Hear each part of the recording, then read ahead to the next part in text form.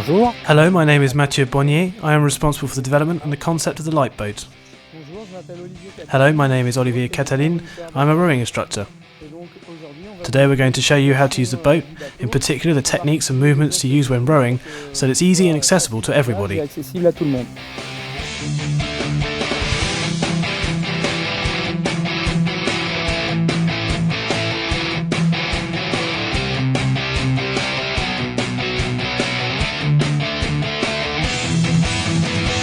Rowing is an outdoor sport and is highly recommended to reinforce back muscles. As such, doctors will tell you that it's a good sport to increase core stability. It's also a sport which benefits greatly the cardiorespiratory system. It's an aerobic sport. Having said that, there are some actions to avoid at all costs to avoid hurting yourself.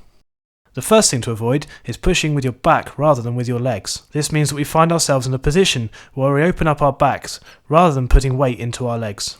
If this is done for a period of time, then you risk damaging the lower part of your back. That is why it's very important to come all the way forward, lifting your arms and pushing back with your legs, almost as if you were lifting a heavy weight. Another movement to avoid is to put the oars in the water and not block your back. That is to say that the seat moves aft and the oars don't move forward. At this time, the back arches and the pressure of the stroke goes into the back and not the legs.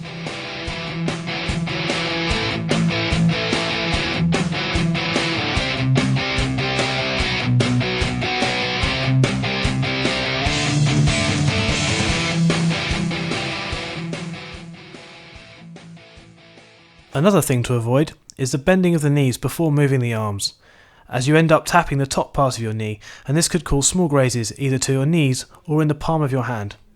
So it's important to remember to carry out the movements in the right order. With regard to the knees, another thing to avoid is the placing of the arms in between the knees, as the knees find themselves parted and will not be working in line with the primary effort of the stroke. This is not adapted to the physiology of the knee. So that everything happens as it should, the knees must come inside the arms, and they should be relatively close to one another.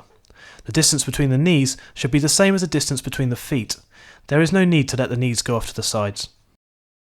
So at the moment, when we push into the stroke, we push at first on the knees, and then slightly onto the back, and then pull onto the oars on a horizontal plane. It is important to respect the relationship between the hand and the wrist and the forearm. The wrist should not turn either in this way or this way. Also, the elbow should not go off to one side either way. The wrist is no longer in line. You must therefore keep a perpendicular angle between the oar and your wrist. Here you can see my wrists are not in line. The power I can put into the stroke will be lessened, and I am putting my wrists at risk of being hurt. So I keep my wrists always in position, the top of my body well relaxed. I push with my legs and my hands will follow the movement of the oars.